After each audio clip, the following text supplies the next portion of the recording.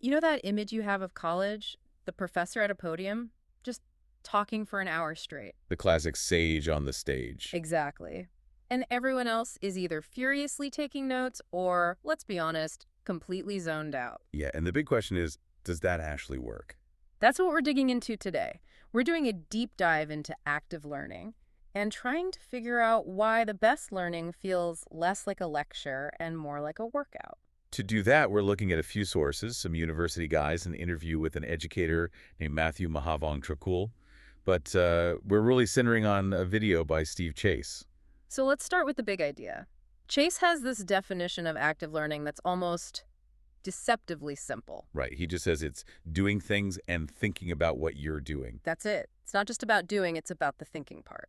And he shares this golden rule from his mentor, Sandra Davies, that I think sums it all up. What's that? The students should be working harder than you are.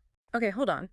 If I'm paying for a class or a training, shouldn't the expert, the teacher, be the one doing the most work? It seems that way, but think of it like a personal trainer. You can't pay someone to lift the weights for you and expect to get stronger. So the learning is the workout. Exactly. If the teacher's the only one sweating, they're the only one whose brain is really getting the exercise. The cognitive heavy lifting has to shift to the learner. This means the teacher's whole job has to change. Mahav Bangtrakul talks about this shift from being the sage to being a facilitator. She says the job isn't to cover content. It's to uncover content. And that's a huge difference. Covering is like just dumping information. Uncovering means you let the students struggle a bit, you let them find the answers. But letting go of that control must be scary. He tells this insane story about a snowball fight activity. Oh yeah, with like 200 students. He has them write answers on paper, crumple them up, and just throw them. I mean, that's chaos. Yeah, As a teacher, my first thought is, how do you ever get that room back under control? right. But it works. They pick up a random snowball, read someone else's idea, and discuss it. It proves you can scale active participation.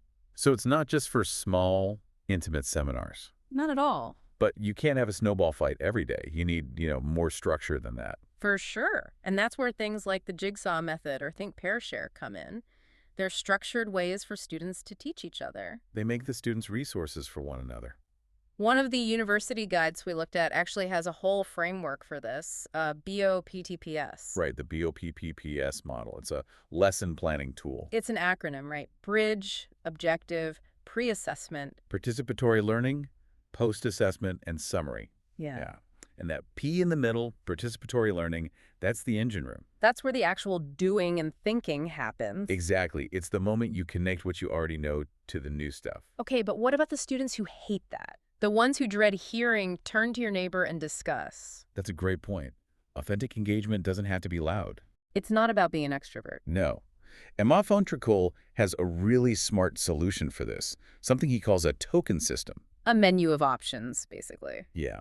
You can earn your participation tokens by speaking in class, sure. But you could also send a thoughtful email after, or do a walk and talk with a peer. It gives learners autonomy. It respects that people process things differently. The goal is engagement, not performance. As long as you're grappling with the material, you're doing it right. It all really comes back to ownership, doesn't it? The teacher's job is to create the space. But the learner has to be the one to step into it and do the work. So, to wrap this up, we have a final thought for you about your own learning. Ask yourself, in your own life, when you're trying to learn something new, Are you the one breaking a sweat, or are you just watching someone else lift the weights?